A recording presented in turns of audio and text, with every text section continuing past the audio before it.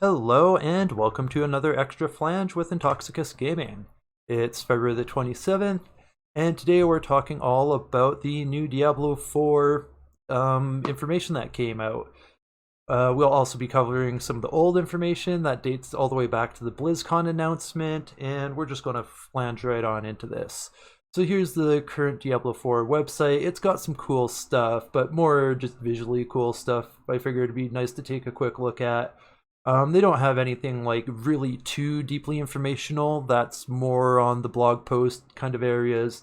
But, I mean, they put a lot of effort into the website, but here's the dev updates section where they've got like the system design ones and the quarterly update, which inspired this, and the previous overview, and just making sure, yeah. So there's kind of like their website for all the blogs, and we're just going to flange right on into the first one that dates back to November 3rd, 2019, Diablo 4 feature overview. So some of the stuff in these earlier ones might be contradicted by the more recent update where they talk about things they've changed since BlizzCon while getting players' feedback. So there are some things that might not hold up as we go into the later posts that they've made. So far we've got the three classes, mostly pretty obvious what they're going to be like, at least in the sense where they've been in previous Diablo games. So we got a good idea what to expect from these character classes. We got the Barbarian, we got to have the Barbarian, got the Sorceress, got to have the Sorceress, and gets interesting. They gave us the Druid right away, which I like. That's cool. I was always a fan of the Druid character, but felt he could have been done better when he was flanged up in Diablo games, so I'm very much looking forward to it. But we should expect 2 more character classes, assuming they'll follow up with Diablo 3's starting with 5 character classes. Unless I'm having a brain fart and misremembered that, I don't think so. Yeah, it was 5 when it started, wasn't it? Anyways, if I'm having a brain fart on that, don't mind me. Anyways, it's they let us know that we're getting skill points back, and we're going to have this talent tree system that's like a complement to the skill tree. They say it gives you further character customization. Choices may come at a cost, so the idea is it lets you focus more on a specific area. So we'll have to see what that actually looks like when the game's released, or they give us a demo or whatever. It seems interesting. At least we have skill trees back, because that's the system Diablo 3 had. I don't have a lot of good things to say about that. This is a big point that I'm very happy about. They should have done this in Diablo 3. I was very disappointed they didn't go this far. They should have made it open world in Diablo 3. I don't understand why they didn't. Open world was still kind of new-ish.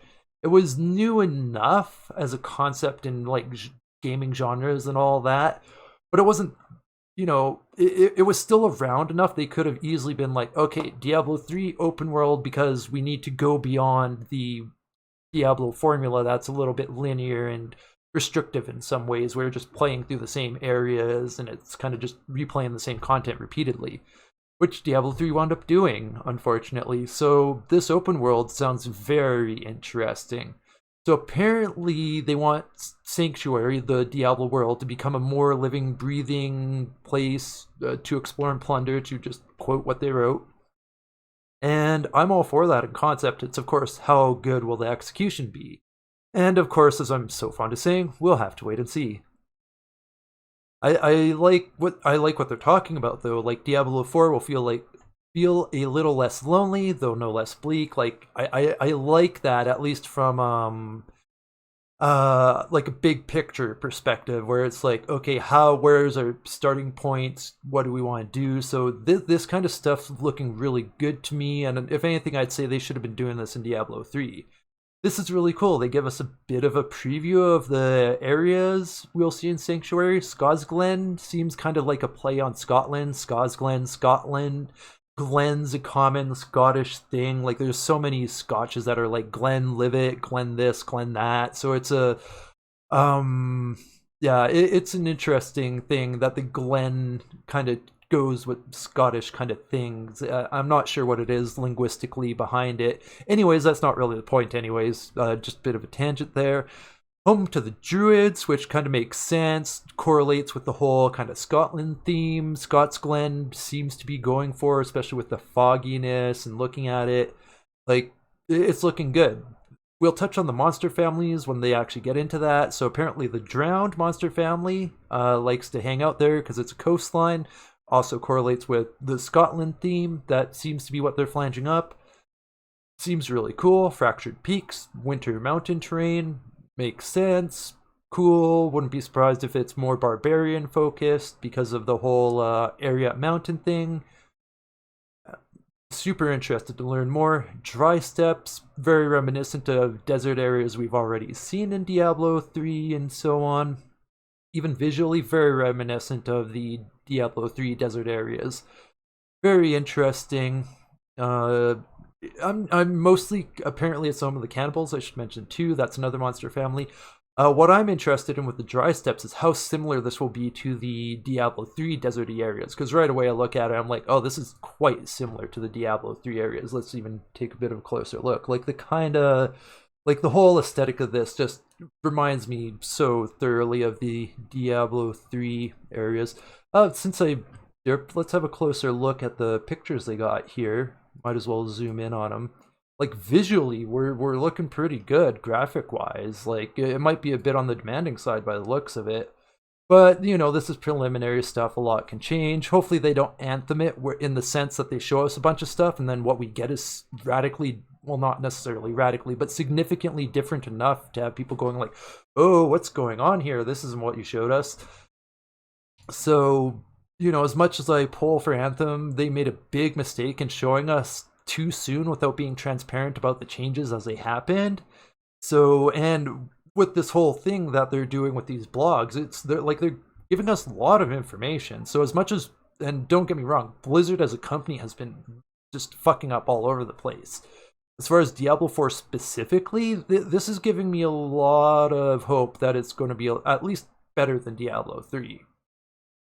In the sense that they're trying to give us more information, keep us more in tune, trying to be more transparent, even though we can have a whole discussion about transparency in video game development and what they tell us. That's not what we're here to do.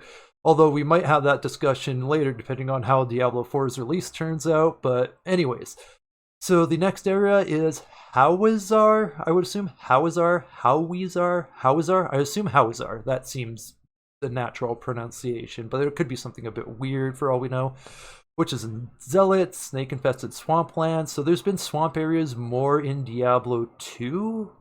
I don't recall any real swamp areas in Diablo 3. No, there's the opening area of Tristram, which could get kind of that swampy dead forest vibe, but not full-on swamp areas like we had in Diablo 2, which was like, there's a whole area that was like very swamp themed with, as I remember, it's been a while since I played Diablo 2. But Witches and Zealots correlate with the pre-Diablo 2 swamp areas, which was full of all that kind of stuff. Very reminiscent of the Diablo 2 swamp areas. Like, I'm almost like having little mini flashbacks. Not real flashbacks, metaphorical. Anyways, it's heavily reminding me of the Diablo 2 swamp areas. Kyrgyzstan. No pictures. I'll just read it, I guess. As we've seen from previously... Oh god, I've been doing so bad at trying to speak today. My brain just doesn't want to coordinate with my mouth, like worse than usual. Anyways, I'll try to start over. As we've seen from previous visits to Alcarnus and Caldeum, the desert shadows of Kyrgyzstan make excellent cover for a group of rising cultists. They quietly plumb abandoned ruins, seeking power to aid the return of the ancient primevals. So this sounds similar to the Diablo 3 desert area upon reading it, which is confusing. Like, do we have two desert areas then? I don't know. We should probably not have two desert areas. I wouldn't be surprised if they might put dry steppes in Kyrgyzstan together and maybe do a different themed area, maybe something more forest themed or something like that, or just something that's a bit different, because I'm like, how is dry steppes going to be different from Kyrgyzstan?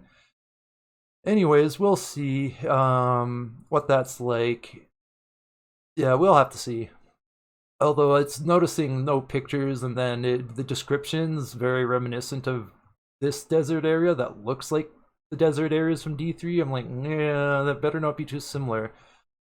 So nothing too huge here, just you can party or not, and details about that. I didn't really notice anything too huge here.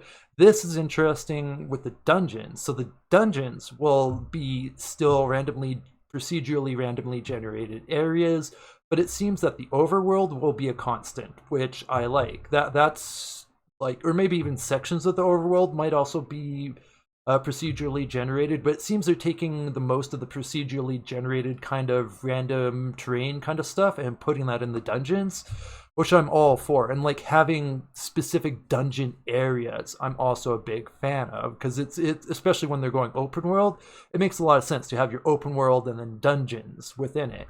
And that's something Diablo 3 I felt kind of lacked, is this whole feel of having like dungeons you can go in. Like Diablo 1 was pretty much all a big dungeon kind of. And then Diablo 2 was more overworldy as far as I can remember. But there's always like areas you could go to. And I like what they're doing here, or at least they say they're planning to do here. It seems like it's what they should have done with Diablo 3, really, and I'm probably going to wind up saying that a lot, where it's like, oh, they should have been doing this in Diablo 3, and they definitely could have been if they had better developers, because, yeah, I don't remember the guy's name anymore, but the guy running Diablo 3, the memes about him, ooh, they're old now, but I remember them well. I just don't remember the dude's name, probably for a good reason. Anyways, yeah, the guy who was running Diablo 3, I have nothing good to say about that person. Another Ben Irving. Sorry to harp on Ben Irving of Anthem, but like, yeah, that's not what we're here to talk about. Let's move on. Anyways, what's interesting here too is the key dungeons, which seem a lot like rifts. There's a section, I think, in one of the other areas where they try and explain how the key dungeons are different from rifts, but it seems like it's pretty much a different variation of the same theme, where it's kind of a tiered thing, kind of the end game content, where the power of everything ramps up with you, kind of deal. We'll touch on that more later. The monster families. This gets really interesting, and I'm really interested in this. So now all the monsters have, well, families.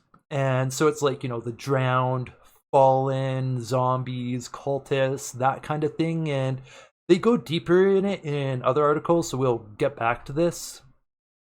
But this whole monster family system seems very interesting, and also will add a lot to enemy variety, because then you can create your family and then have your variations within the family. So you have like excuse me. You'll have your flange of like your standard enemies. Oh my god, excuse me.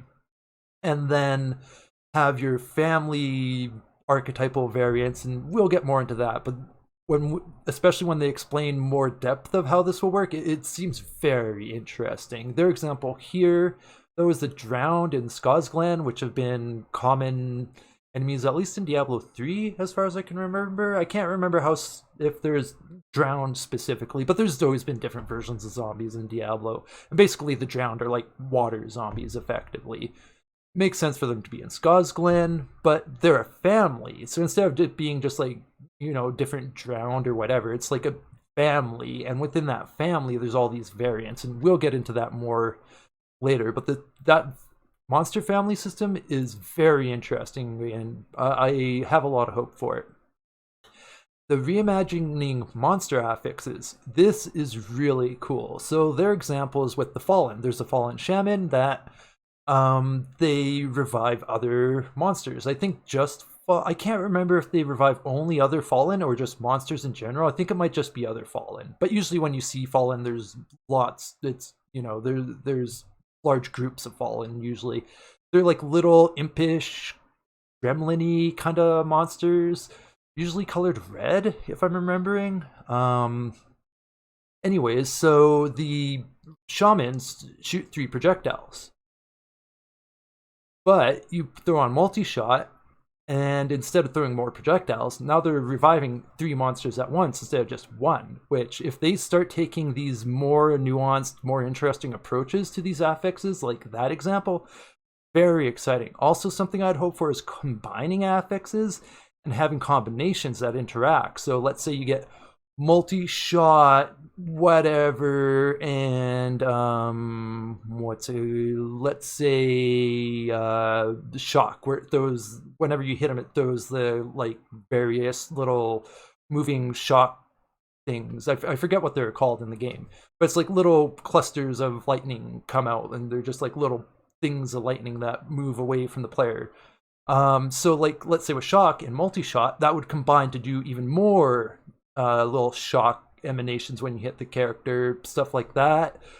So they don't say the combination thing, but I'm hoping they do that. Maybe it did in the future ones and I missed that, because I did kind of skim through this just because a little bit short on time today. I got distracted with some stuff this morning. Anyway, so this world boss stuff is very interesting. They're using this examples of Ashava, which is totally new to Diablo 4, not heard of it before.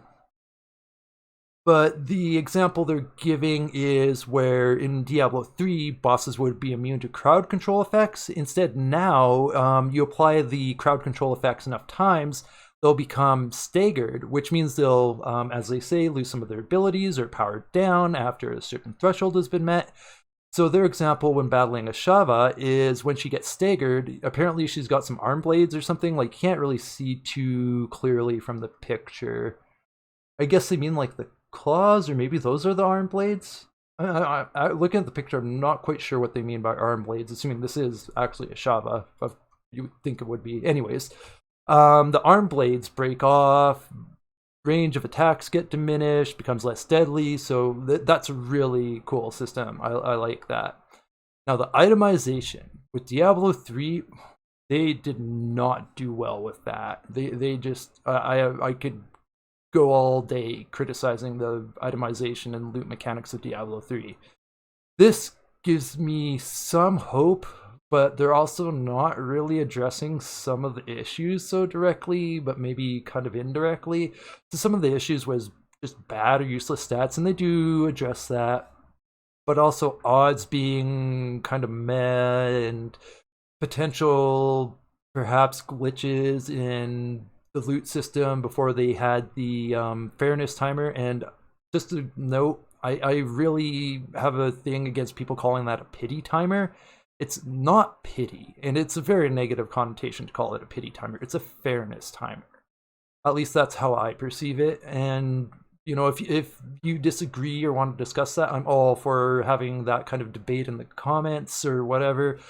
But it really bugs me when people call it a pity timer, because it's not about pity, it's about fairness. And anyways, that's not what we're here to talk about, of course. But if anyone does want to disagrees and wants to have that discussion / debate in the comments, I'm all for it. Anyways, so to move on, they do address something, I think more so in the future ones, but they do address the thing where in Diablo 3, sets have become a problem in that they're the most powerful and they effectively shoehorn you into a limited number of builds. So the sets have actually wound up killing build diversity and making the game a lot more boring. It's actually the way they've done it in Diablo 3 is I don't play a lot of Diablo 3 anymore. I'll just leave it at that.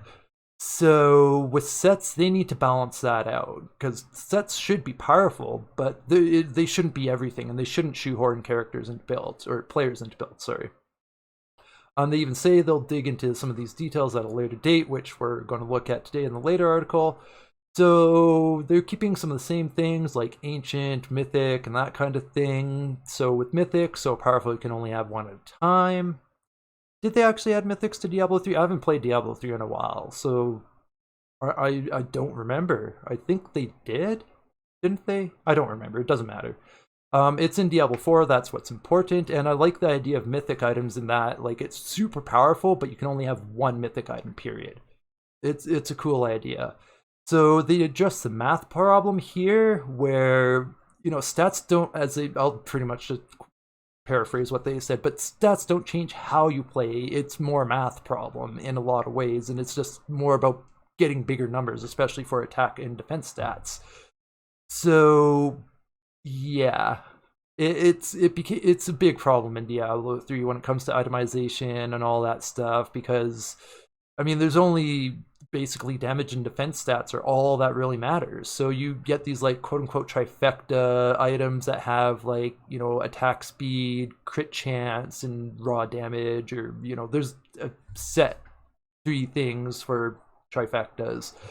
And if you don't have a really good trifecta, it's pretty much garbage once you get into the high levels, and that's just not good for itemization. And there's other problems, and they really do hit on something here. They need to change the stats, need to change your approach to combat in not just a bigger numbers kind of way, where they just increase damage or increase your survivability or that kind of thing. So it makes me feel like they've mostly got a good handle on the problems with Diablo 3. I mean, of course, we'll have to wait and see, like I'm very fond of saying. But this gives me hope, and we should just get back into it when they expand on it more. These legendary powers, sorry, I'm stumbling all over that. What I'm trying to say is the legendary powers, how they're changing them, seem interesting, or at least how they state they want to change them seems interesting, in that they became a little bit too much of a thing in a way. Like, you kind of got to stack up legendary powers, and legendary powers kind of determine your builds and interplay with your builds in big ways, which isn't bad, but it kind of got to the point with Diablo 3 where it's like you kind of had to, there's kind of specific legendary powers that were like almost mandatory and not necessarily overpowered, but actually restricted build diversity, which was not what they were supposed to do. So what they're saying here looks good. It's just one of those things where it's like, this stuff can look good on paper, but we kind of got to see how the execution really looks like. So this teleportation example is a pretty good one. Legendary might increase defense shortly after teleporting, but then another might increase damage after teleporting. So, that kind of stuff, as long as it's not too strong, is good, because it changes. Like, am I more of a glass cannon type sorceress, or am I more of a tanky get in the fray kind of sorceress? So the defensive teleport buff might be good if you like just jumping in there and you have more short range skills, and the offensive one might be if you're more distance and more towards a glass cannon. So like, at least philosophically, I guess, for lack of a better term, it looks good. And I will touch on that more later, because we go deeper into all this kind of stuff in the further ones.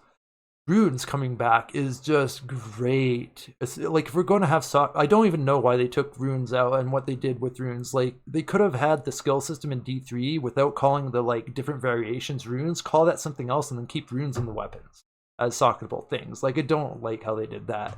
So going back to what Diablo's done before with runes is just, I love it. It's great. Can't wait to be hunting for Zods. Put it that way. This little Q&A here, awesome. Will there be trading? Yes, thank you. Removing trading as an overreaction to the problems of Diablo 3 was just ridiculous. Also, the auction house, and little mini rant here, the auction house was not the problem. The itemization of the game was the problem, but it's easy to blame it on the auction house when it's a new factor. So they were just like, oh, auction house is the problem, we'll delete it. And a lot of people were not very happy about how the auction house worked in a bunch of ways. And that's not a cause for removing the auction house. It's a cause for fixing the itemization and fixing how they dealt with the auction house. I think the auction house could have been good, and it could have been left in. And I think I'd like to see it back. But they kind of burned that bridge in a sense, at least in the sense that since they removed it around all the controversy and stuff, they probably don't think they could bring it back in, even though they could, as long as the itemization is good and they go about it properly. But I don't see the auction house coming back in, but just having trading is good enough. But I guarantee if the game's good, instead of being another Diablo 3, there's going to be a pressure to bring an auction house back in, because it's going to be like, well, people are selling items on eBay again. So we're going to have to wait and see, but as awesome as there is trading, I'm kind of like, this will be interesting to see how this goes, because they never really figured that out very well. And other games have done trading fine, so it can be done. They just need to be smart about it.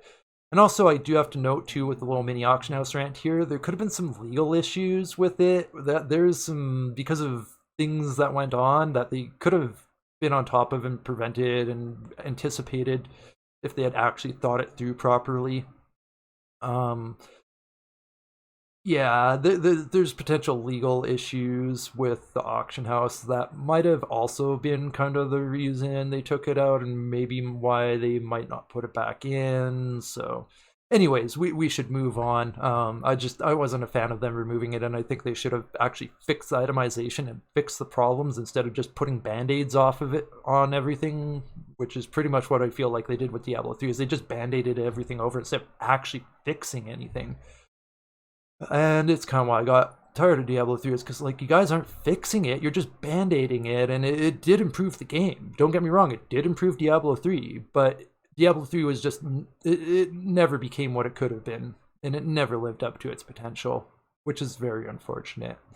Anyways, will there be clans? Yes. Awesome. Will there be PvP? There better be, but they better do it properly. Like, they just didn't do it well in Diablo 3. Another one where just Diablo 3 just didn't do it well. No one used it. Like, I remember, who was it? Someone asked me, like, oh, is there PvP in Diablo once? I was like, oh, yeah. And they're like, oh, what? I was like, yeah, right there. It was a while ago. When was that? Anyways, doesn't really matter. I should full screen that too, by the way. Anyways, whether it be seasons, I'm totally down for seasons. There better be hardcore. I like never play hardcore, but it better be there. I mean, I'd be surprised if it didn't. Yeah. Anyways, let us move on to the next one. Letter from the game director. This one's just here just for like timeline purposes and just because it was part of their blog post series and we're kind of going through all of them. So, there's not really this. It comes across more like they're just trying to hype it up and assure people that they're gonna actually make a good game this time instead of Diablo 3 it again. So this is the more interesting and cool stuff. And November 19th, 2019. So system design in Diablo 4 Part 1's been around for a while. And we get back to itemization. Not a whole lot here that we haven't already talked about. I think it comes up more in the future ones. Elective mode. So this is an important one to touch on. The whole elective mode where you can just rearrange your skills however you want. Apparently some people were concerned it wouldn't be in there because of the demo footage that was shown, and they're just pretty much letting everyone know, yes, there will be an elective mode. What you saw was just the demo user interface, which isn't complete. This is interesting because, yeah, they really don't. Like, I'm kind of like, they're just power, to me, ancient level items are just more power creep just to keep people power creeping so they have something to do, even though it's like, if you really think about it, what do you have to do in Diablo 2 with the endgame? Get stronger to get better at finding items. For what purpose? Get stronger to get better at finding items. Like, it's the circular thing where you're chasing power creep just for the sake of power creep, just to get stronger. For what reason? To be first in the season? I mean, that's important to some people. I don't mean to be too dismissive. But, when it comes to a real meaty, repetitive endgame content that's entertaining for years to come, they got to do better than just endless power creep. They just have to. Otherwise, we're going to have another Diablo 3. And this kind of ties into the next one, the in-game progression system, where they're talking about infinite or finite and all this stuff. And by infinite, they mean like the Paragon system where you can just keep on going. I think that might actually max out at 1,000 or something. So it might be finite, but it feels kind of infinite. And this kind of ties into this whole thing of power creep, where what is the real end game? Are we just getting endlessly powerful just for the sake of being powerful to find items better? Because that kind of circular thing, people get burnt out and tired of it. Like, I put a ridiculous amount of hours into Diablo 3. But yeah, I got bored because there was no real end game. And by the time they put in all this extra power creep mechanics to try and have an end game, I was kind of burnt out on the game by the time they actually got that done. So I haven't interfaced with the new stuff as much as I might have, or at least as much as I interfaced with the earlier iterations of Diablo 3. And that's because I got bored of this thing where it's just like, oh, we're just power creeping for power creep's sake. And like, I started thinking about it, I was like, man, I'm just playing this game just to get more items so I can get better at finding items. Like, what's the point here? And with an endgame progression system, like, do you actually need a progression system or do you need better endgame content? So this one leaves me kind of questioning more if they're gonna have real solid endgame content. And I don't think this is a problem anyone's figured out at all yet. And as far as I can tell, I haven't been playing so many of the newer loot-based games, and it's a problem with loot-based games, because what's the point of the game? Get more loot, get better loot, so you're powerful. But what do you do when you're more powerful? You fight stronger enemies to get more and better loot, so you can get more powerful. And all these games kind of have this circular thing where it's like, well, what are we even doing here? If we're just getting stronger for the sake of finding more items so we can get stronger, like, what is the end game? Should we even have an end game? Should we just accept its endless power creep? Forget the idea of an end game, and the end game becomes just endless power creep? Maybe, but I mean, some people might be cool with that, and I might be too if the content you're power creeping through isn't too repetitive. So yeah, I want to see more how that evolves. I like that they're being kind of honest about the problem, but they're not directly being like, it's a problem of endless power creep and we don't know if it has a solution. And they might not even be thinking about that way. I feel like I might kind of have a unique viewpoint on this issue. And I don't think a lot of people recognize it as a kind of a meta issue in these kind of loot-based games where endless power creep's a big problem. Because it's like, well, like I was saying, what are we doing? Is it just a circular thing for the sake of doing it? Which is fine, but I don't even know what to answer. It's more just identifying, or sorry, I should rephrase that. I don't know if I really even have an answer myself. It's more identifying the issue that this is an issue. Anyways, we should move on just so I don't get too caught up in that. But it's something that I've been thinking about a long time with just loot-based games in general. What is the solution to power creep? Is it just endless power creep and we just accept that? Or is there a solution? Anyways, let's move on. So the sources of power. And this is interesting. So generally the sources of power are items with Diablo games in general. And the idea that your character's power doesn't always come from items is very good and definitely needs to be reintegrated, because in previous Diablo games it was an interplay between items and skills, but in Diablo 3 it became pretty much all about items and it lost a lot of depth to the game, at least in my own opinion. So with this helps give me hope that they're on the right track and going to make at least a better game than Diablo 3 if they're thinking about these kind of things. And it's like, well, how does a character become powerful? Oh, it's just by items? Skills don't really make your character powerful because your items directly power up your skills, and it's not an interplay anymore where it's kind of like you have your skills, but your items can sometimes affect the skills and vice versa. Or the skills can also affect items. It needs to happen too, where your skills can directly affect your items somehow. Like, there needs to be an interplay where there's combinations and synergies and depth.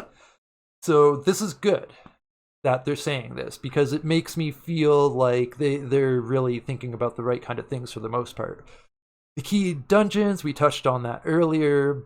And of course, big question is how the key dungeons are different from rifts. I'll say they're just a different version of rifts. At least from what we know now, they seem like they're trying to sell it like they're different from rifts.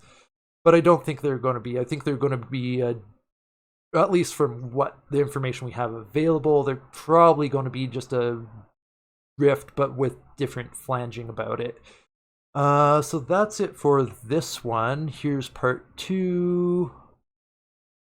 Yeah, they talk about itemization being a thing. So these 2 key principles are interesting. They agree that adding depth and customization is very valuable, and they've been discussing it a lot. And the whole concept of easy to learn, difficult to master. Diablo 3 is not that difficult to master. It's really more about getting lucky and finding good items, really, in Diablo 3. That's the thing with Diablo 3. It's not, skill doesn't go that far in Diablo 3 as it could. It's a lot about just having powerful items, which is kind of the problem.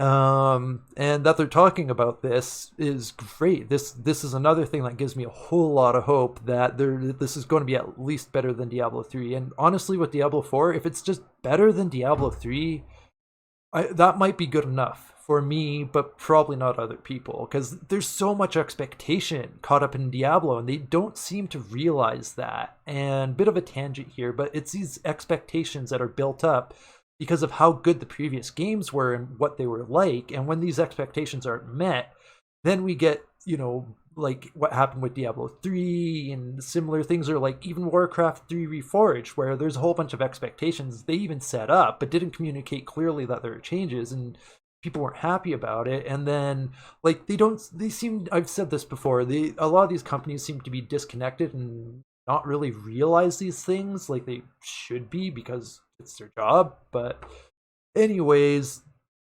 it's good stuff mostly, at least what they're saying here. It gives me hope.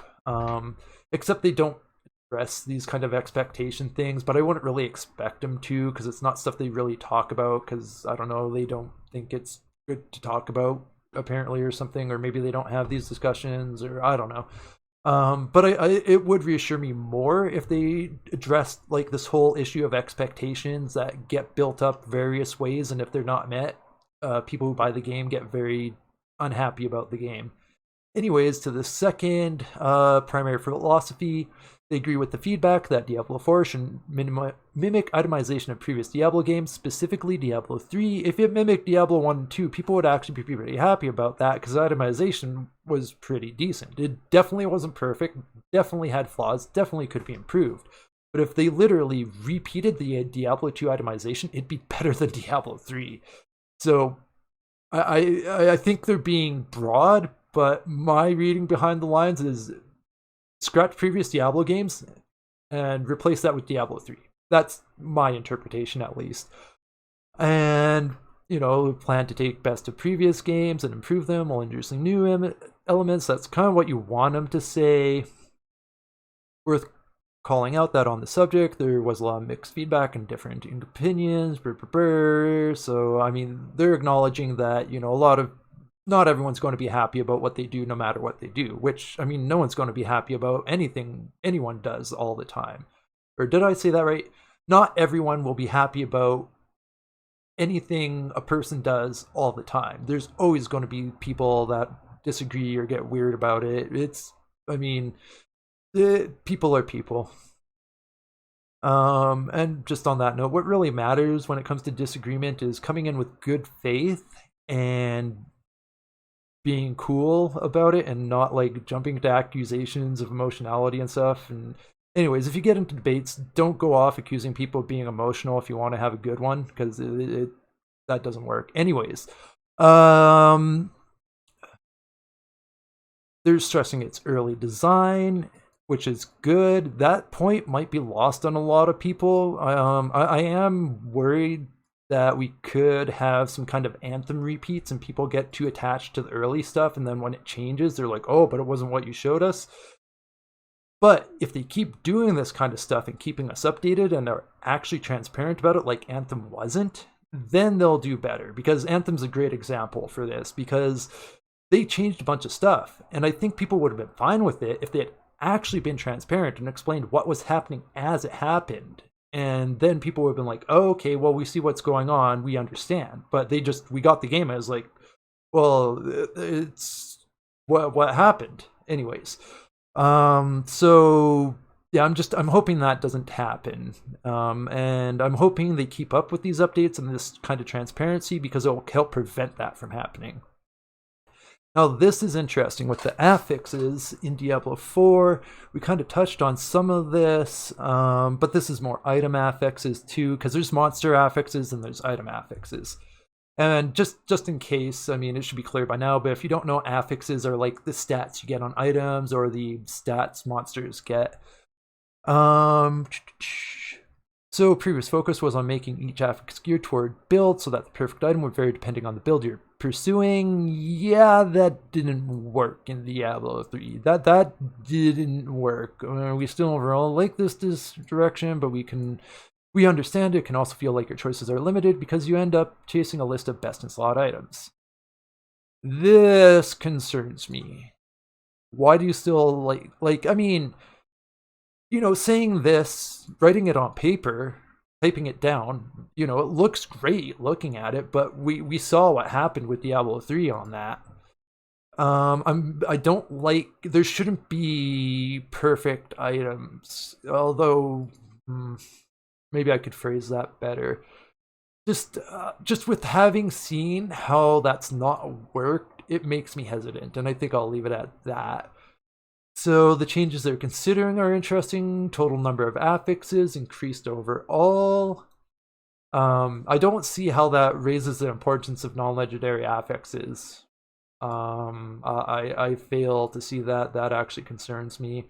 3 new stats: Angelic Power raises duration of all beneficial effects. Demonic Power increases duration of all negative effects. Ancestral Power, which increases the chance of on-hit effects. Okay, that seems cool. So that seems cool enough, but I I don't know. We'll have to see. Honestly, with this part, this isn't the kind of stuff I was hoping to see. This kind of makes me wonder and get a little bit worried that they might be they're not quite learning the right lessons from Diablo 3's failures with itemization. We'll have to see, I guess. Each of the 3 powers will have a list of affixes attuned to it, so depending on what stat you care about, you might want to focus on. So 50 demonic power to get an additional rank in the devastation skill. 55 demonic power for 25 fire resistance. I don't know. I don't know. I question that. There's just my intuition is just like on that, and I can't really explain why it bugs me right now. I got to do some thinking on that, but there's just something about that bugs me, and I don't like it. Maybe I'm wrong, but attack defense changes. This is good. Okay, I hate doing jump cuts, but we're going to have to. I need to take a quick personal break. I'll be right.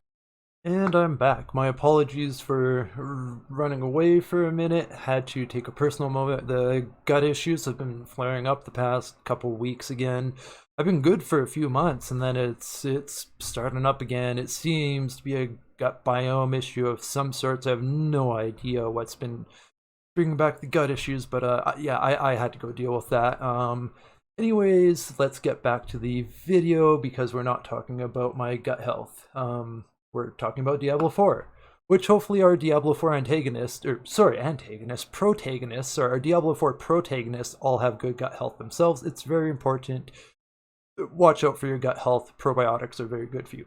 Anyways, that all aside, back to what we were talking about before I had to take my personal break, the attack and defense changes. This is interesting, and I like this. This gives me, this kind of equals out the kind of apprehensions about the previous part, and I feel really good about this part. I like changing attack to only be found on weapons. I think it was a mistake to put all these offensive stats on non-weapons. It kind of puzzled me, like, why do we have attack stats on armor? It didn't really make sense to me. There's like an underlying logic behind it that just kind of unraveled. Like, why do you have an offensive stat on a defensive item? It doesn't add up. Maybe a specific like piece of armor can be allowed to have offensive stats. Like maybe only amulets get attack stats or something. I'm down with something like that. But for any item to have like any stat, I never liked that about Diablo 3. And I don't remember if Diablo 1 and 2 did the same thing. I'm having a total blank on that. So I want to say they didn't do it like Diablo 3 that way, but I don't remember, so I should double check myself before I say make a fool of myself by accident. Anyways, I'm having a bit of a derp if Diablo did that from the get-go. But just the idea that offensive stats should be on offensive items and defensive stats should be on defensive weapons, there's just a logic to that that makes sense, and it helps the game make sense. It makes it more plausible and helps the suspension of disbelief and that kind of stuff. It's these subtle little things that seems like subtle little things can actually add up to be very huge things. So this kind of stuff gives me a lot of hope. Maybe they could have attack and defense on, like attack on amulets, defense on rings, but there's none of those stats on jewelry at all, which I kind of like. As much as I'm saying that maybe they could do it a bit differently, I like this. Like, attack should only be on weapons, defense should only be on armor. And you know what? Come to think of it, now that I'm saying it out and kind of processing it a bit more, I like, sometimes you got to say things out loud to really fully process them. And it's like, now that I'm saying it, it's like, actually, you know what? Not having attack and defense on jewelry is a pretty good idea. I like that, come to think of it. Just offhand, that's such a big change where I'm like, maybe they could do that something different, but not like literally now that I've got the words out of my mouth and thought about it a little bit more because of saying the words out of my mouth. I'm like, you know what? No, that's good. I like that. Because now with defense and attack off jewelry, also now not having to worry about all these trifecta rings and amulets and all that kind of stuff, now you get more variability where it's like, okay, rings and jewelry are more about like the interesting, not so direct stats, where like attack and defense, which I kind of call direct stats, obviously, those ones that directly power you up, that's why I'm calling them direct stats, because attack and defense stats directly power you up. Where something like, increased pickup radius, it does power you up, just not so directly. Pickup radius probably wasn't the best example there, but you should get what I'm trying to say. Anyways, I'm liking that. So that gives me hope that we'll have better itemization overall. We'll have more customization. We won't get shoehorned into builds so much as happens in Diablo 3, and I like it. And also here, this part about attack defense is not the end of the story of an item's power. I like that. I like that they're thinking like that. That is awesome, because that's a huge problem with Diablo 3's itemization. Is attack and defense is like, that's all what matters on your items in Diablo 3. They're like secondary, more indirect stats can be useful, some of them more so than others, but not often are they so useful that they make the difference that determines your build. Where attack and defense stats and also the legendary affixes, those determine your builds. And it's not even you determining your builds. It's, okay, these are the stats available. These are clearly the best and most useful, so I'm kind of stuck with the best and most useful if I want to get stronger. And that's what I'm hoping this kind of stuff helps to stay away from happening. So yeah, this part gives me as much hope as the previous part made me apprehensive. And yeah, this is the kind of stuff that really makes me think they might be doing a good job here. Solely picking your items based on attack and defense will almost never be the optimal way to play. Fuck yes, thank you, please, because that is a huge problem with Diablo's 3 itemization. Because attack and defense are always the most optimal way to play with Diablo 3. And that's a huge reason the build diversity just doesn't really exist in Diablo 3, and you're kind of shoehorned into the most powerful set builds because they give you huge bonuses to specific skills that make specific skills very powerful. And then you're kind of stuck using those specific skills because that's what's in these, there's limited number of sets. So yeah, and I think their intent with the sets was to complement builds, but I don't think they really knew what they were doing, whoever it was with Diablo 3, all respect to them, except for the one guy that was leading it before he got fired. That guy's the exception to the respect. Everyone else was, Anyways, oh fuck, what was I going off about? Oh yeah, with Diablo 3, attack and defense, I mean, that's what it was all about. Even with the skills, it was buffing your skills up, attack stat effectively, that really mattered. And you just get shoehorned into builds because of the sets, and this is one way to avoid that. But it's a multi-component thing. This isn't the only thing that will help avoid that. This part's good. Items are just one part of a character's overall power. Also, it ties in with the previous one. quite directly.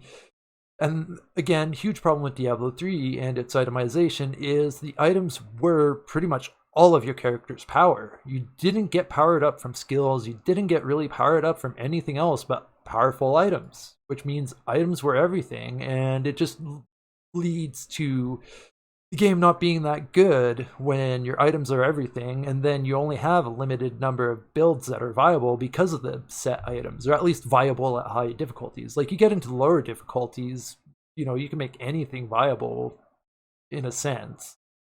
But once you get up to the high difficulties, like, you're very shoehorned into what the sets dictate your build to have to be, and that didn't exist when Diablo 3 was new either. That was a byproduct of the band-aids they put on it to try and fix it. And that's the thing with how they fixed Diablo 3, why I don't have a lot of good or fixed band-aided Diablo 3, is they didn't really fix anything, and they didn't seem to really understand what the problems with Diablo 3 were in what they were doing. And they could have maybe understood the problems more than I realized, and we're just like, just took the perspective, let's just band-aid this, limp this along, and we'll worry more about Diablo 4.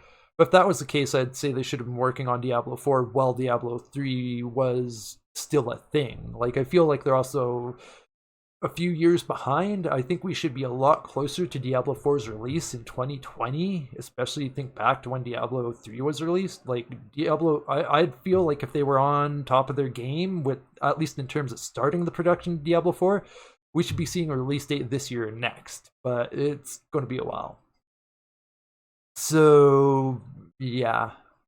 Man, I really got this thing for going, so yeah, when I need I need a little space to think about what I'm going to say when I'm doing that. I should check that because it probably sounds terrible.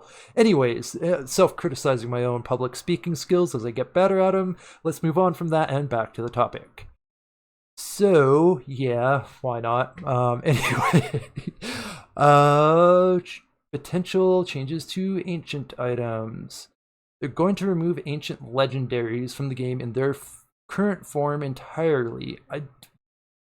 What are ancient legendaries again? It's just like it's a super extra rare version of the legendary. That's just more power creep.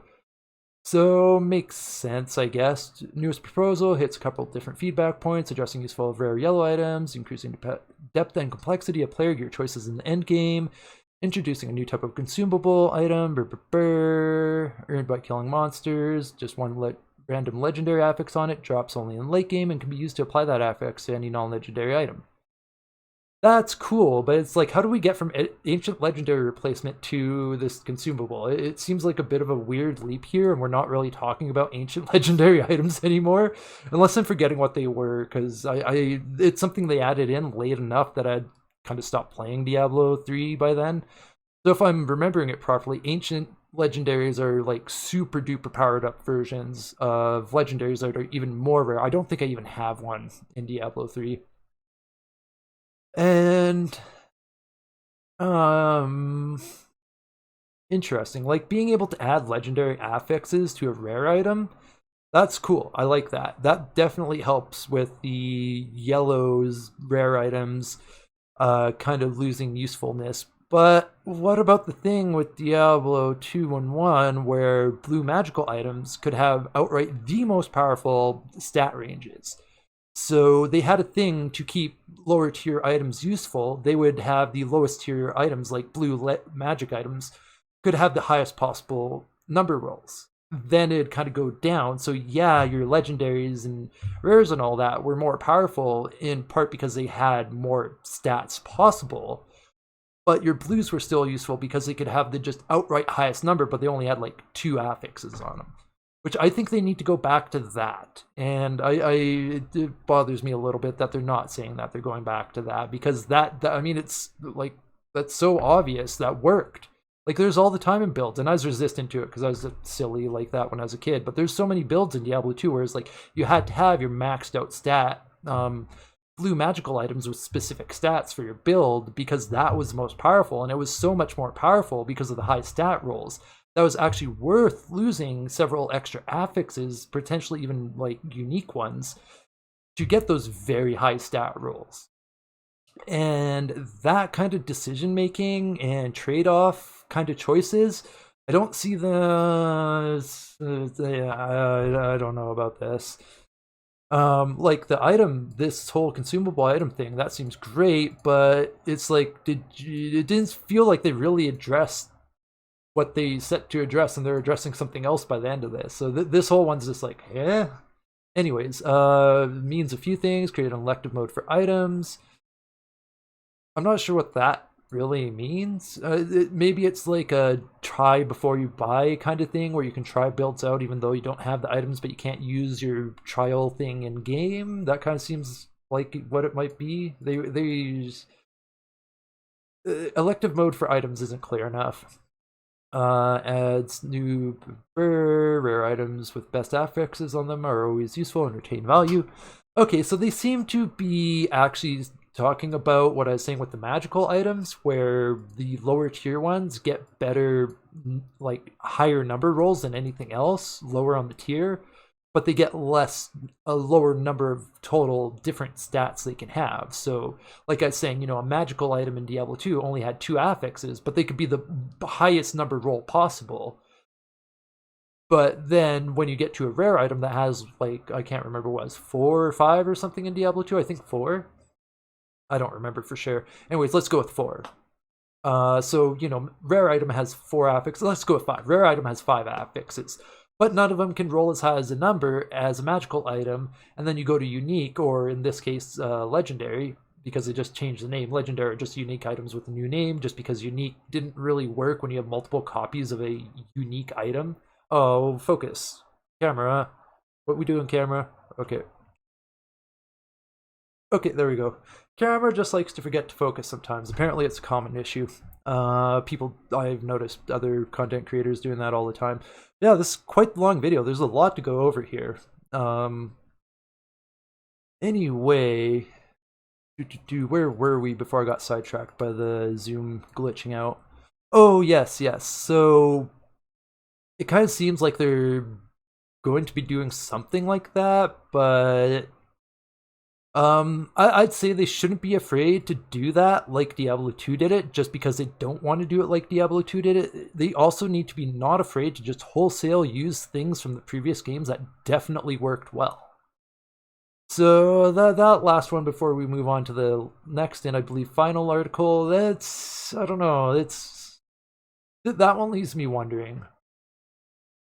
And it does seem like they are actually paying attention to feedback. Like there's multiple times where they said we've done this in response to feedback. So yeah, I feel like I've been wanting to do something like this for a while, where it's like break down what's wrong with Diablo 3 and how it could have actually fixed it video. But that's a long involved one, and I kind of want to get better at this before I do something that I feel is more important like that. That's probably not the best phrasing, but whatever. So this is the last and final one. This is the one that came out yesterday, February 26th, Diablo 4 quarterly update. The fiscal quarter is ending, so it's probably maybe more to hype up shareholders in some ways, as much as it is to give us more info.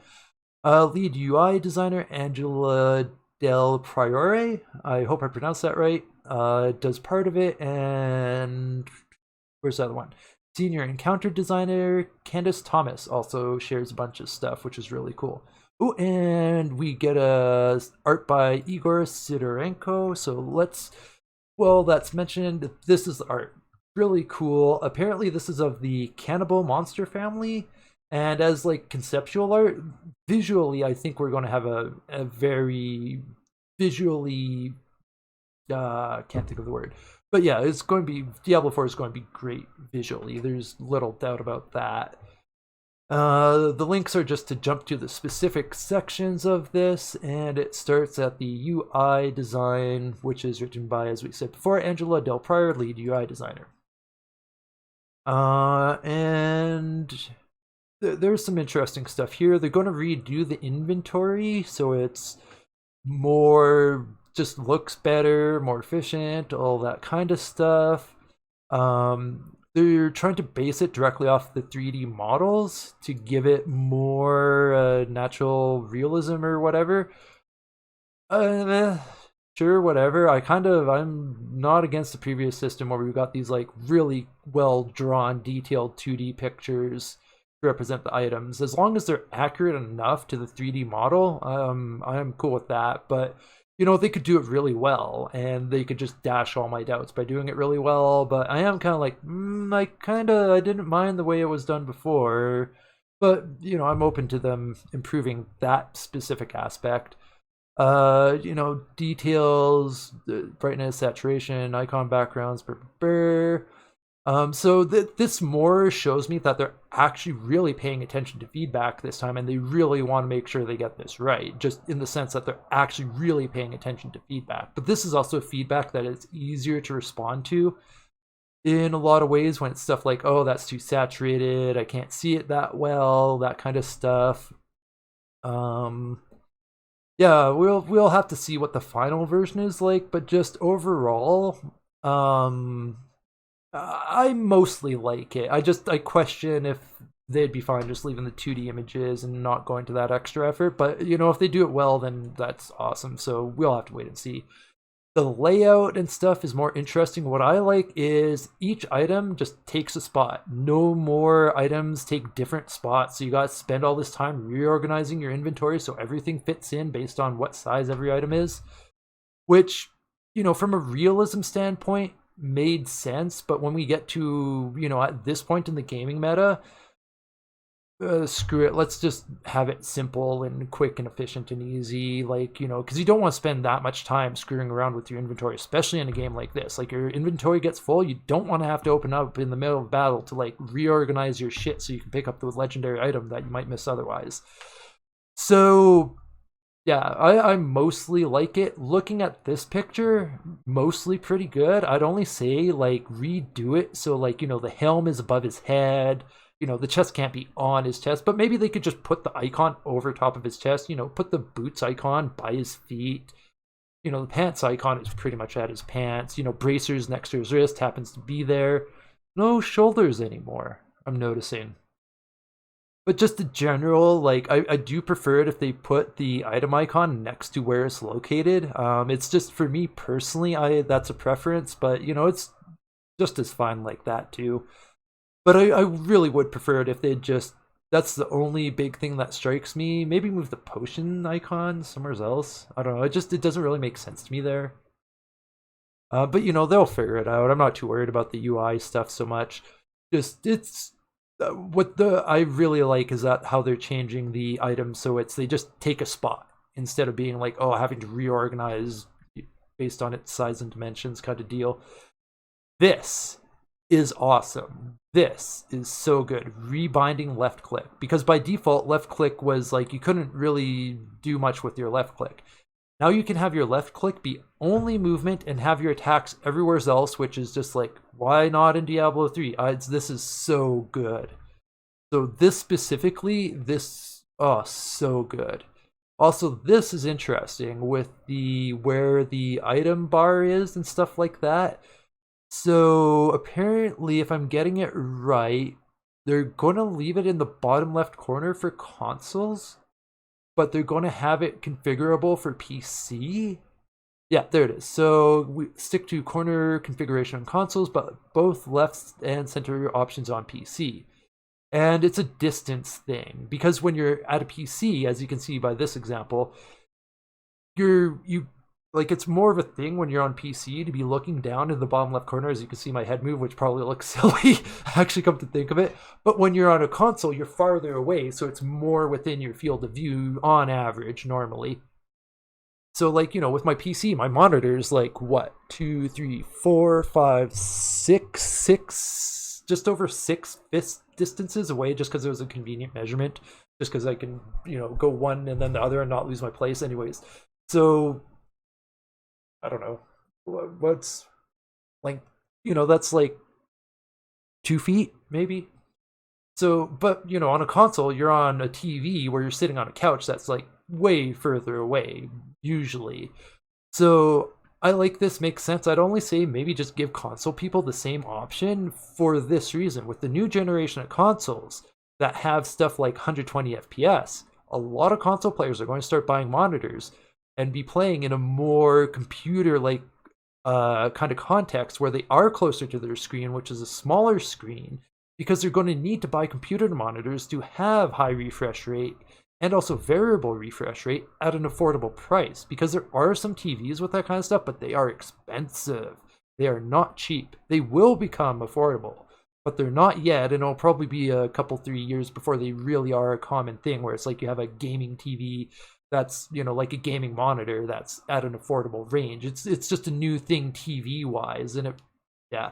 Anyways, so I'd say, as awesome as that is, they should probably allow console players the center position too, and I wouldn't be surprised if they wind up doing that for those kind of reasons, and they probably just haven't thought that far ahead yet.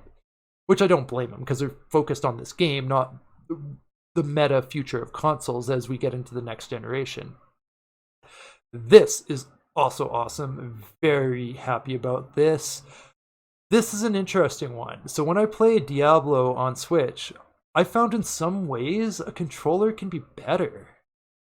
And it's really interesting. I'm kind of torn between controller or mouse when it comes to a game like Diablo. And I never thought I'd be. It's one where it's like, mouse is always better. But there are some ways, like, I really didn't mind playing Diablo 3 on the Nintendo Switch. I picked it up just because Diablo fan is like, oh, Diablo 3 on the Switch, even though I don't play much. How can I say no? So yeah, it's just, that's awesome. And just having the choice in general is awesome. Ooh, this literally just popped into my head. Here's another factor: game streaming. I never even thought about this. They might do this actually because they want Diablo 4 to be on game streaming services. And with game streaming services, even on a PC, yeah, even on a PC, it's more likely to use a controller. But, you know, game streaming service, flange it up on your phone. Yeah, my screen's kind of dirty and shit. Yeah, flange it up on your phone with a controller and game. The focus just went off. You know, flanging up on. Oh, we're back. Flanging up between a phone and controller, you could have Diablo 4 on the go with a streaming service, which would be really freaking cool. So the whole just, this is just a thing that should happen no matter what. I mean, if it's console, PC doing both, like, just why not do it anyways? Couch co-op UI, not something I ever did, doesn't really matter to me. Great that they're making it better based on people's feedback, and just the whole that it's actually based on people's feedback makes me want to give them some feedback, because it's like, oh shit, now they're actually going to listen. I tried giving feedback in the Diablo 3 forums, and it seemed like they didn't give two fucks what anyone said at all. And I have nothing good to say about Blizzard's community management either. But that's not what we're here to talk about. Yes, now we're in the encounter design and we're past the UI stuff. So we'll take a quick look at this video here. This is cool. Can I turn the sound down?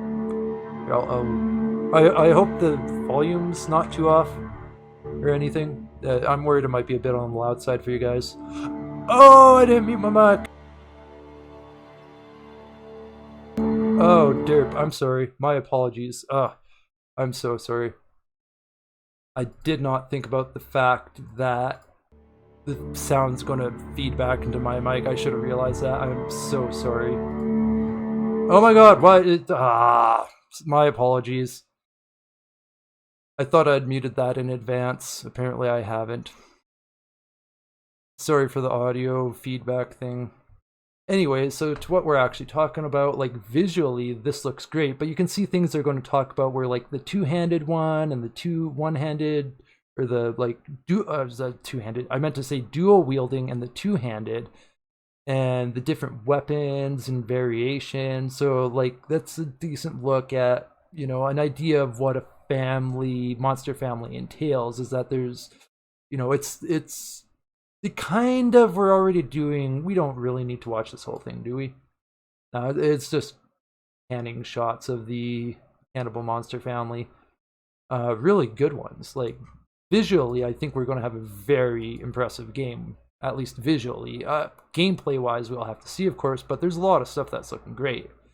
Anyways, this whole monster families thing it's looking really good, and I like it, and it definitely, I think it'll definitely help add to a feel of plausibility, in that, you know, in real life there's different tribes or species of animal, or, you know, all that kind of stuff.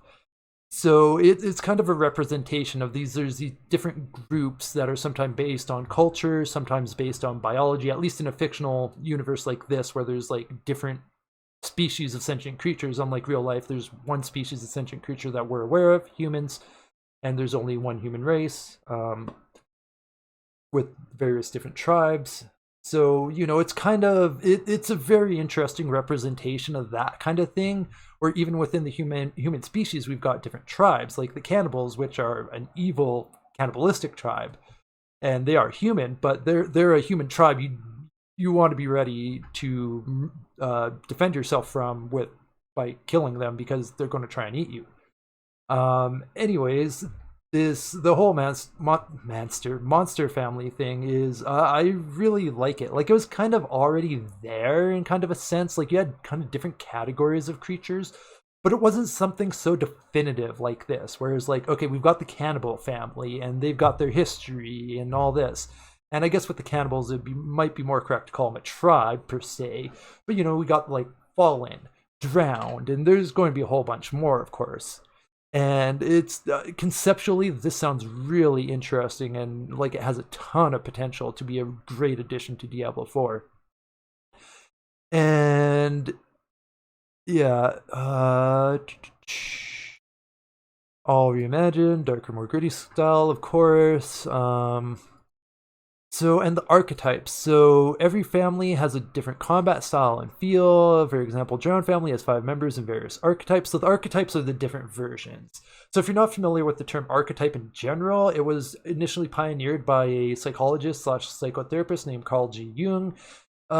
He's a contentious psychotherapist in many ways, but that's, again, not what we're here to talk about. I I think Jung's work has a lot of validity that gets dismissed, and I get why, but anyways, that's not what we're here to talk about. But anyways, the concept of an archetype is like, um, it'd be like, what's a good example? So like archetypes in dreaming, where it's like, the clock running backwards, or it's almost synonymous to themes, or it parallels themes in a lot of ways, but it has more of a quality where it comes from a place of like, Jung called it the collective unconscious. So like the Jungian archetypes were like themes and repetitive things in culture and mythology and that kind of thing, that kind of indicated towards like, is like, where does this archetype come from? Why are we doing this in our fiction, kind of thing. Anyways, just background on the word so you have an idea of what archetype means, but it's more kind of like a theme, but more to it. I really could have defined that better. Anyways, so in this context, archetypes are the different versions within the family of the monsters. So like Bruiser, Range Combat, Melee Combat, Swarmer, Dungeon Boss are the examples they used. I'm sure there'll be more than 5, I hope. Otherwise, that might not be the best for enemy variety. And that's one of the things about this, is I see this family system being great for enemy variety, because you can start with this base of cannibal and then build from there. And, or build from a base of fallen and develop from there, and then be like, okay, so we know what fallen are as a group. What are the members of the group? How does the group work together? What is the role of these members of the group? Members as in the different archetypes, which is why this, I think, this is going to be so good. And like they say, each archetype plays a different role in combat, but lore wise, I'm sure they'll be getting into like their different social functions within the, like we're using the group cannibals as an example. So within the cannibals, like, what's the bruiser's social function? What's the swarmer's social function, like in terms of lore? So not only with combat and gameplay, with lore, I think this will help to really give us some nice, rich, deep lore when it comes to Diablo 4. When it comes to combat and gameplay, this is great. And we kind of saw this, where, but usually a lot of times it'd be like different versions of the same thing with just different colors and slight variations. And this kind of takes that further, where they're really different. And not just like, 5 different colors of fallen or that kind of thing. where like, you know, red's like more fire themed, green's more poison themed, and you know, getting away from that kind of more simplistic stuff into more non-obvious, more deep, more interesting kind of differences. So like the bruisers are basically tanks, swarmers are, you know, come in groups, make AoE more useful. Melee combat units will shield for other units, which that AI wise is really cool, where a tank unit will get in the way of your projectiles to preserve their ranged units within the group. That doesn't really happen in Diablo 3. They all just kind of go after you. So having they didn't really sell this enough. Having that smart AI is, well, I should watch my phrasing, because what we call AI ain't even close to real AI. Having that more dynamic unit intelligence, for lack of a better phrasing and term, is going to really add a lot of depth to the game. Oh, excuse me. Okay, I gotta hit the cough button here for a second. Okay, thanks for bearing with me on that. I was just getting all phlegmed up. This is a long video. Oh man, I don't know what's going on. It's just like back of the throat.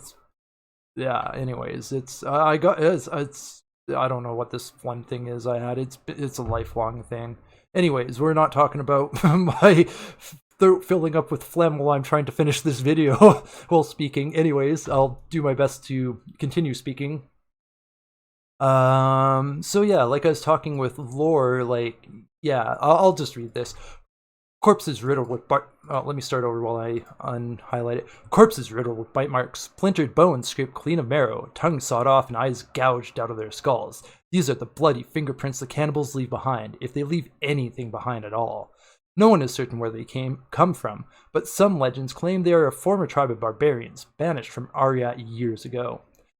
Whether their cannibalism led to their exile, or developed out of desperation afterward, is unknown. The outcasts brought their endless hunger. The outcasts brought their endless hunger to the dry steppes, and from there spread to the far corners of the world to prey on lonesome caravans and unsuspecting villages. The few who have survived encounters with these butchers share the same stories. They tell of the mad fire that burns in their eye. Goddamn, I'm not doing well. Start that sentence again. They tell of the mad fire that burns in the eyes of all cannibals, and how eating the flesh of their victims in battle only fuels their hungers more. They whisper of the unlucky souls spared in the attacks, hauled off like livestock for the raiders to pick clean until their next hunt, and then they say no more. The silence speaks for them. Sometimes it is better to die than to live and remember. Damn! I think lore-wise, we're going to be doing really good. Like, especially this last part, and then they say no more. The silence speaks for them. Sometimes it is better to die than to live and remember. Like, damn! Like, lore-wise, I think we're doing good. Like, I actually got some goosebumps going on reading that. I'm not joking. They're not very definitive. Like, I can't really show them off, but like, I can feel my skin tightening up. Like, goosebumps are about to happen. Oh man. But seriously though, like, if the lore is that good, at least the lore and visual wise, we'll have something to work with. But you know, this game's really about the gameplay and the loot and the itemization. So, as doesn't matter. I shouldn't say doesn't matter, but more people won't care how good the lore and visuals are if the game itself isn't good.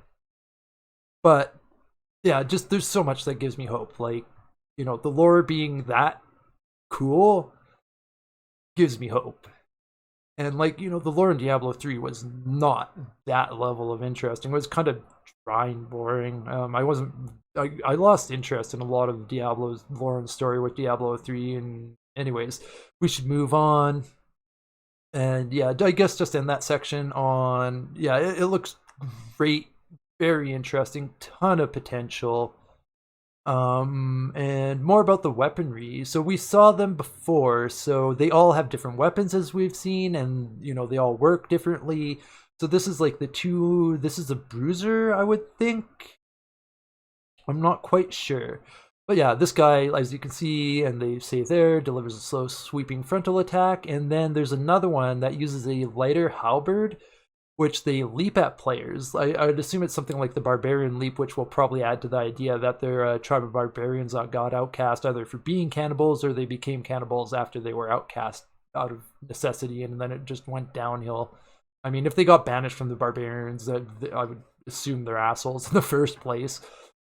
So, I mean, the barbarians seem pretty cool and open-minded generally. So, if they're kicking people out, it's probably for a good reason, I would think.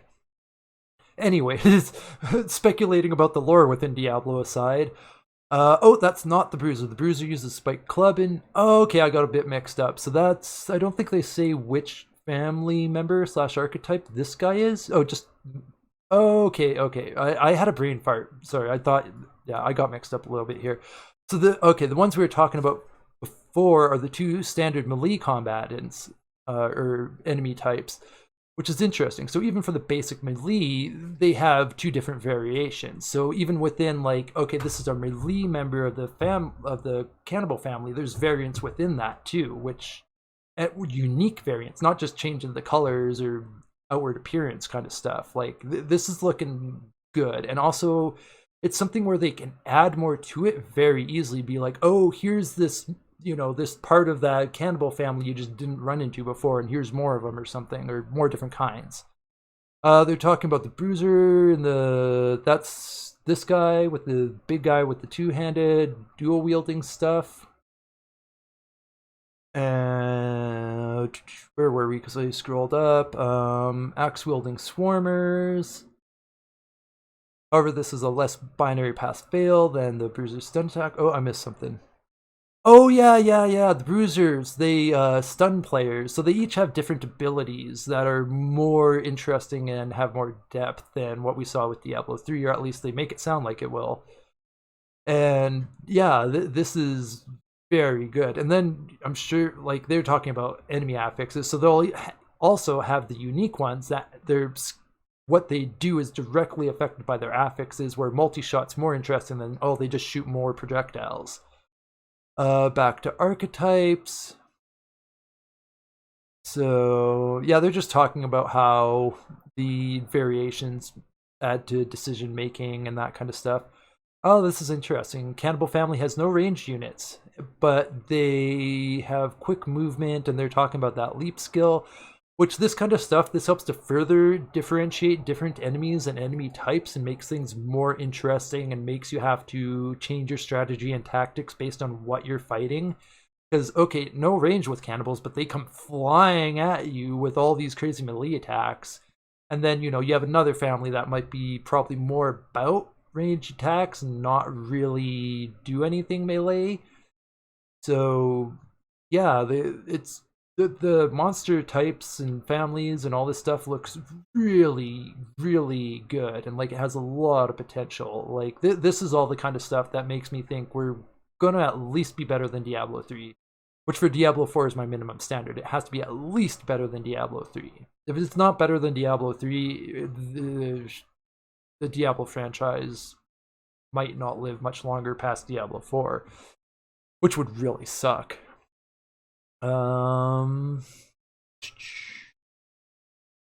Okay, yeah, I just wanted to play the cutscene while I wrap things up here. So yeah, that's all the new info. It's a lot of it looks really good. There are some things that I'm kind of skeptical and concerned about. But one thing I really want to focus on is that they definitely are responding to players' feedback, which makes me want to jump in and start throwing feedback at them, and hopefully they'll pick up on some of it. Of course, everyone that gives this kind of feedback on games like this wants their feedback to be acted on. So, it makes me want to actually throw feedback out at them, because I think they might actually care about it now. Because that's one of the frustrations with the Diablo 3 Blizzard forums is, like, I was trying to give feedback to help improve the game, and I felt like they just didn't care and ignored what people were saying, which was very unfortunate. So yeah, it's overall this cutscene too. I really want Diablo 4 to do everything right that Diablo 3 did wrong. I really want it to be a good game. I really want it to be successful, and I haven't been too happy with Blizzard as a company, but when it comes to Diablo 4 more than any other game, it's yeah, if it's a good game, I am all over it, even if I'm not very happy with Blizzard. And that's the thing, I guess since I'm bringing it up, that's something we do have to think about, is it's very possible to enjoy a good game from a shitty company. And, it is a bit of a dichotomy, so I wouldn't be surprised if Diablo 4 comes out. It's actually not crappy, but it might have a lot of people not willing to give it a chance because of how just terrible Blizzard's PR has been. Like, their public perception and public relations have just not been good. They've been shooting themselves in the foot and making mistakes, and stuff like pulling their games off of GeForce Now over the reasons they said it was. It's just like, you guys ain't helping yourself. And that kind of stuff, I can't say how much that kind of PR stuff will directly affect the development of Diablo. It's I really couldn't even speculate. I just don't know enough. But I can say I get the feeling like they really want to make Diablo 4 a good game. They really want to make up for Diablo 3's failures, and they really want to get this right. Will they get it right? I don't know. We're going to have to wait and see. Like, I need a t-shirt of, because I keep saying it all the fucking time. But, we are just going to have to wait and see what Flange is up, see what the future updates are, which now that I've done this, whenever there's a new update, I'll do my best to add to this content. I might even actually do like a part 1, 2, 3 thing and just like add parts as new content comes up, just to keep this kind of linked as a series, even maybe. Because I was big into Diablo and Diablo 2 when those were new, and yeah, Diablo 3 was like, it wasn't terrible, but it could have been so much more, and it had so much potential it could have lived up to that it didn't. And then it could have been fixed, but they just band-aided it over, which was effective. It did work. It did help salvage the game, but they never lived up to what it could be. And with Diablo 4, all what they're telling us really helps me feel better about Diablo 4 living up to what it could be. And I think that's probably the best note to end on is, will Diablo 4 live up to what we all want it to be? What do you think? Does all these updates, do they help reassure you that Diablo 4 is going to live up to its potential, or are you more worried that it won't and this is more just stuff that looks good but might not work out so well in execution? And that is a real problem, where things look good on paper but then the execution falters, which is very possible with everything we've looked at. And yeah, also, what do you think of the lore and visuals and story? Do you like where that's going, or do you think they could maybe go a different direction? And just anything we've seen here. What do you like? What do you not like? What worries you? What makes you feel better about Diablo 4? Hop in the comments, let me know. Let's get some discussion going. And as usual, subscribe if you like this content, thumbs up if you like the content, thumbs down if you don't. But if you give me a thumbs up, make sure to let me know in the comments what I can do next time to get that thumbs up. And as always, I'm looking to improve and do better, and your constructive, friendly, respectful criticism goes a long ways to helping me do that. And also, when it comes to helping Intoxicus Gaming improve, your financial support goes a long ways and means a lot too. The Patreon and GoFundMe are up. Also got a PayPal link in the description. And just to be specific, the Patreon is more just a general thing to support myself and Shy Guy and Midma, my two kitties. And the GoFundMe is more specifically, the GoFundMe only goes to equipment and expenses related to Intoxicus Gaming and to stuff that helps improve the channel. The Patreon does too. It's just the GoFundMe is exclusively for that and only that. And I think that about covers everything. Oh yes, Twitch stream tonight, but I have a feeling YouTube will take so long to process this that I'll probably not drop until I'm in the middle of the stream. Especially this being a longer video. It went way longer than I thought it would, yet again. I do need to work at being more concise and all that. And Yeah. Anyway, so live stream tonight, but it'll probably by the time you're watching this, it'll be after during the live stream. Oh well. Oh yeah, Daily Flange today, good one about Plague Inc. being banned from China. Check that out if you haven't. And I think that about covers everything. So as you watch whoever this is, turn this dude into a human sacrifice to resurrect Lilith. Have a good one, and remember to bring a towel. And whenever you're going off in cryptic adventures like this, where you don't know what's in the crypt and then you're getting chased by demons, always remember to bring a towel. Like, dude, he's covered in blood and sweat and all this stuff. Like, if he had a towel, he could clean himself off and at least be presentable. So yeah, always remember to bring a towel. And have a good one.